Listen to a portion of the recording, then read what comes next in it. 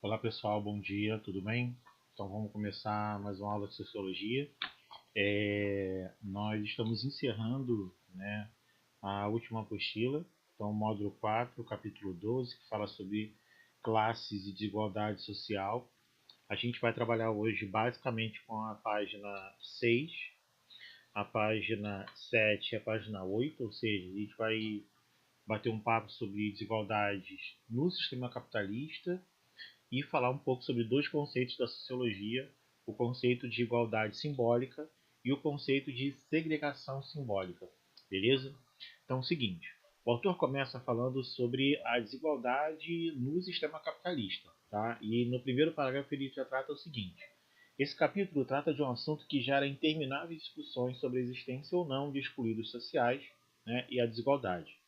A sociedade capitalista produz enormes desigualdades sociais, econômicas e políticas, a partir das quais a promessa liberal de mobilidade social pela via do esforço e do mérito encontra uma série de barreiras para se concretizar. Então ele está falando basicamente das problemáticas em torno do sistema capitalista e como o próprio sistema capitalista traz um contradiscurso, né, voltado para os sucessos dos indivíduos a partir das barreiras que ele consegue ultrapassar, barreiras que são implementadas pela própria lógica do sistema, né? Aí você trabalha com a ideia, por exemplo, né, do protagonismo do jovem empreendedor, ou da ideia, por exemplo, né, do mérito, do indivíduo que se esforçou e conseguiu romper, né, com aquela situação de desigualdade social, conseguiu vencer na vida. Né? Esses são os discursos incutidos aí na própria lógica desigual do sistema capitalista, porque a gente sabe que por mais que todos nós, indivíduos, né, acabamos nos esforçando, né, para conquistar nossos espaços na sociedade, né, o sistema capitalista ele é muito cruel, né, e nós sabemos que nem todos os indivíduos nascem com as mesmas oportunidades, né, então enquanto um consegue, né, romper com a lógica da exclusão, com a desigualdade, alcançar, né, determinadas conquistas, conquistas essas que no sistema capitalista são analisados a partir da lógica de consumo, outros ficam para trás, né? E ficam basicamente vulneráveis a discursos como esses que a gente tem analisado aqui, que a gente tem criticado aqui. No segundo parágrafo, ele diz o seguinte: conhecemos sociedades que possuem códigos culturais próprios da separação entre grupos sociais com base no local e origem, né? Além da hereditariedade, assim como outros. Ele exemplifica aqui o caso da sociedade indiana, né, que é uma típica sociedade que vive um sistema de castas, né, que demarca efetivamente o lugar que esse indivíduo ocupa na sociedade e as pessoas que ele pode se relacionar ou não. Nós sabemos que o sistema de castas já não existe na Índia, pelo menos do ponto de vista oficial, mas estamos falando também de práticas culturais. Então, em geral, os indivíduos de um determinado universo, uma determinada origem social, costumam se fechar ali e se relacionar ali, impedindo, né, a interferência, o acesso de outros indivíduos de grupos ou castas, né, ou classes sociais inferiores. Tá? É interessante pensar um pouco sobre isso, né? Há algum tempo eu estava olhando, por exemplo, o caso da sociedade japonesa, né? Que não é a sociedade de castas também, mas, em contrapartida, nós temos ofícios, trabalhos que são reservados a indivíduos de uma mesma origem social. Então, enquanto nós temos basicamente uma classe média alta no Japão, ocupando os melhores espaços em empresas multinacionais e né, vagas em universidades, o cara, por exemplo, que trabalha na limpeza urbana, né, o coletor de materiais recicláveis, eles geralmente vêm de uma mesma origem social. Então, são essas falhas na própria lógica do sistema capitalista que nos dá uma ideia de um sistema desigual, né? De um sistema extremamente cruel. Né? Aí ele continua dizendo o seguinte: contudo, o capitalismo moderno e a força do trabalho composta por homens livres e remunerados tornaram as relações entre os grupos mais complexas, dinâmicas e marcadas por diferenças que são minimizadas por um discurso apaziguador, segundo o qual até mesmo os de baixo podem batalhar e vencer na vida, né, e dessa forma ascender numa pirâmide socioeconômica. É a ideia, por exemplo, que estávamos falando aí, esse discurso incontido na própria lógica do sistema capitalista que fala do mérito, né? o mérito como um fator preponderante para que o indivíduo que nasce sem oportunidades ou excluídos dentro da sociedade capitalista possa romper, né, com aquele lugar, né, a qual ele foi inserido. E aí, ainda na página 6, ele vai falar sobre o conceito de igualdade simbólica. Ele diz o seguinte: temos termos como exclusão barra inclusão social e inclusão social perversa são bastante utilizados para aqueles que pretendem amenizar ou dissolver a violência das desigualdades com base nos movimentos sociais ou políticas públicas. Ou seja, há movimentos que caminham em direção à redução dos impactos dessa desigualdade social. Então, a ideia é abrir espaços para que parte desses indivíduos da sociedade possam ter acesso, né, e assim nós diminuirmos aí o índice de desigualdade social dentro da própria lógica, né, do sistema capitalista ou dentro de uma determinada sociedade.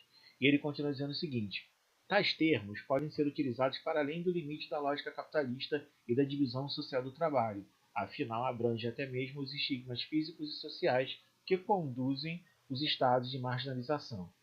A essa problemática surgiu o contexto de consolidação do capitalismo moderno, da ascensão do pensamento liberal e das revoluções burguesas, visto que a igualdade sempre foi um elemento difícil de ser alcançado no capitalismo independente de sua fase. Né? Os princípios burgueses das revoluções burguesas do século XVIII e XIX se pautavam na lógica da igualdade. Né? Mas como vamos, né, pautar uma lógica, né, um princípio da igualdade num sistema que por si só ele necessita da desigualdade para sobreviver?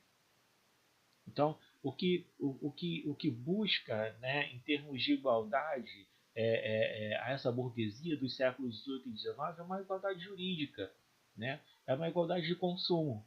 Mas você só desfruta dessa igualdade jurídica ou dessa desigualdade do consumo se você efetivamente tiver capital. Se você não tiver capital, você fica excluído dessa própria lógica, né? Que é a lógica da típica sociedade capitalista. Na sociedade capitalista você é o que você tem. Se você nada tem, você nada representa nesse modelo de sociedade, né? Acho que isso está muito claro. E ele, mais abaixo, no quarto parágrafo, né, que fecha a página 6, ele diz o seguinte: as revoluções do século XVIII e XIX são diretamente relacionadas aos princípios de cidadania moderna. A base do mundo pós-iluminista e a Declaração dos Direitos do Homem e do Cidadão de 1791. E, no entanto, como efetivas premissas iluministas, em tese, garantidas pelas constituições democráticas contemporâneas, se há evidência de desigualdade de gênero, etnia, cor da pele, cultura política, estigmas relacionados à doença, condição social e poder aquisitivo.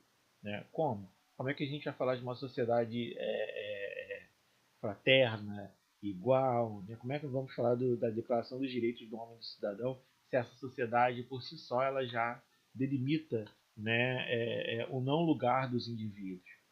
Na página 7, ele vai cunhar o conceito de segregação simbólica. Ele vai dizer que, em parte, essa classe média, essa classe burguesa na sociedade capitalista, ela até em determinados pontos aceita reduzir esses impactos e conviver com aqueles que vêm de baixo, até certo ponto. Tá? Passou de um determinado ponto, ele já não tolera, né, esse nível de relação, esse princípio de igualdade. Esse princípio de igualdade para a classe burguesa, ela tem um parâmetro, ela tem um limite. É basicamente isso que o autor vai explicar na página 7. Ele diz o seguinte: ó, políticas de ações afirmativas, como as de cotas raciais, as voltadas para as pessoas com deficiências, estratégias de inclusão digital, programas de incentivo financeiro, são algumas das possíveis formas de beneficiar aqueles que estão em posição desfavorável dentro da perspectiva capitalista e de uma sociedade que valoriza a competição, o consumo, o estado social e econômico. A redução das disparidades sociais não significa o rompimento com a ordem capitalista. Ele continua defendendo o sistema capitalista, só que ele atua no sentido de reduzir os impactos da desigualdade social. É basicamente isso que ele diz. Tá? Ainda que muitos critiquem iniciativas que visem tal redução, como se essas fossem manobras que colocariam em risco o próprio sistema capitalista. Ora, Se na prática parte da elite dos estratos sociais mais elevados vem com certa reserva qualquer tentativa de corrigir assimetrias, ao menos essas mesmas pessoas tendem a falar do quão importante é ampliar a participação cidadã e a inclusão social. Aquelas a quem supostamente desejam melhoria das qualidades de vida são aceitas de maneira parcial como coadjuvantes. Ou seja, trabalhadores braçais, como jardineiros, diaristas, motoristas, porteiros ou infoproletariado, programadores e operadores de telemarketing, né, são tolerados, mas não lhe cabe compartilhar os mesmos espaços da elite, seja para adquirir conhecimento, seja para disfrutar, né, de um lazer. Né, ergue-se dessa maneira muros de segregação simbólica, mas também física e mental. Então ele vai falar que essa mesma burguesia que entende a importância de políticas de ações afirmativas, da implementação de políticas públicas e da implementação de critérios, de leis, de projetos que visam reduzir os impactos da desigualdade social e a exclusão de determinados grupos, eles entendem também que existe um limite de tolerância. E esse limite de tolerância está estabelecido basicamente a partir do espaço de convivência com seus pares. Né? A partir do momento que você ultrapassa esse limite e passa a desfrutar de um espaço que outrora era um espaço dessa alta burguesia, ela se torna extremamente insatisfeita com isso. Né? Ela já não tolera isso. Né? Isso aconteceu, por exemplo, nas reformas que ocorreram, né, no Brasil nas 2 últimas décadas. Nós tivemos reformas profundas que promoveram mudanças significativas nos estados sociais. Né? Então, as camadas mais pobres tiveram acesso e desfrutaram os mesmos espaços que outrora eram das camadas, né, mais altas. E a gente sabe no que deu. Né? A gente está vendo aí um caos social justamente em função de políticas de transferência de rendas, de abertura de crédito, né? E que ampliou o direito de participação e consumo, né, para classes que outrora eram totalmente excluídas, né, e que mal podiam consumir, mal podiam sobreviver. Ele continua dizendo o seguinte, ele traz como exemplo dessa questão os chamados rolezinhos. Diz o seguinte, o exemplo dessa diferença entre prática e teoria sobre os pressupostos da igualdade entre as pessoas de diversas classes sociais são os rolezinhos. Eles foram um fenômeno social ocorrido por volta de 2015 e que trouxeram à tona questões como o direito ao consumo e a segregação simbólica entre as classes. O fenômeno consistia na visita de muitos jovens de bairros periféricos a shoppings e espaços considerados próprios das elites. Embora eles pudessem ter recursos financeiros para consumir produtos desses lugares, eles pertenciam a uma outra classe social, que não costumavam estar ali. E muito menos, né, eram frequentadores desses lugares, né, o que fazia com que aqueles que tinham aquele espaço como seu ambiente, essa classe média alta, se sentissem incomodados com a presença daquelas pessoas ali. Mas e o direito de ir e vir? Né? É essa a questão. Né? E até mesmo o direito de consumo, que é uma premissa no sistema capitalista. Isso não era levado em conta?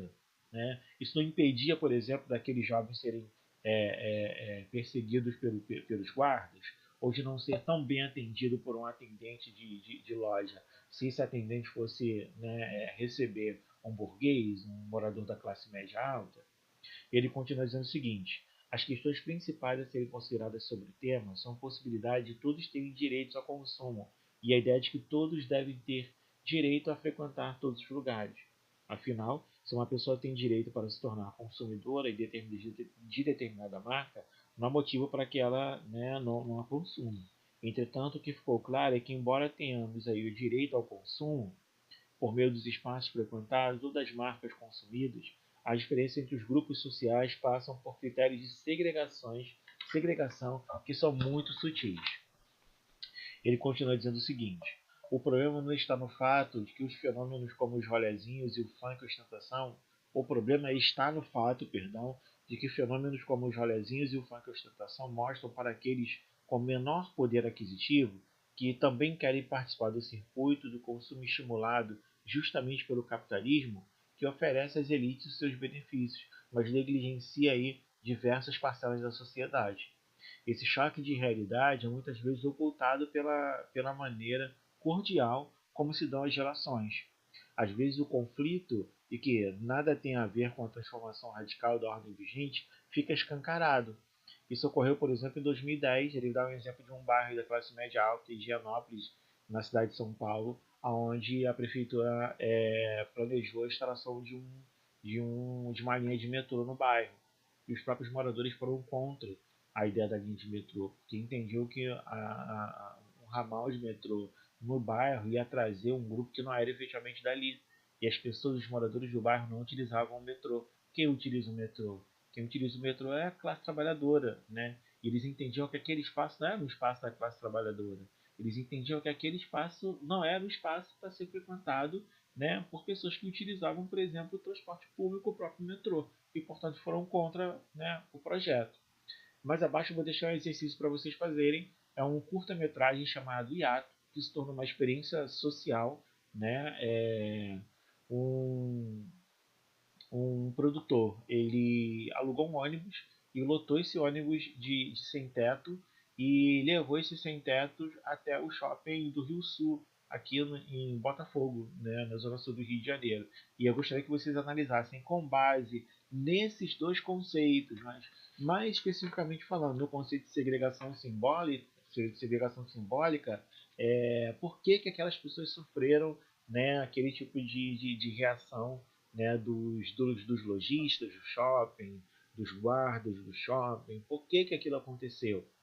Por que um jovem de classe popular, quando frequenta determinados espaços, ele é perseguido? Né? Por que ele é olhado, né, de uma forma um tanto, né, cordial? Porque é feita a leitura de que ele não pertence àquele espaço e, portanto, não deve estar ali. Né?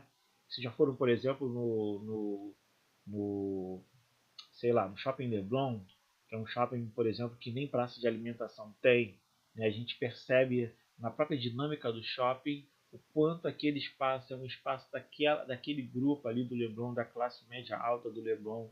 Ele não é necessariamente pensado para nós, moradores da periferia, moradores da Zona Norte, moradores da Baixada Fluminense. Né? A etiqueta que existe ali não é a mesma etiqueta que nós praticamos, as pessoas pertencem a outro universo, as lojas também não são as mesmas, então a gente percebe aí a construção de um espaço que se dá efetivamente com base numa lógica, né, segregacionista mesmo, como se não fôssemos para nós ali, como se não fosse um espaço para nós frequentarmos. Beleza? Vou encerrar por aqui. Então vocês acessem esse curta, respondam a questão e semana que vem a gente termina a matéria e trabalha a revisão. Beleza? Um abraço.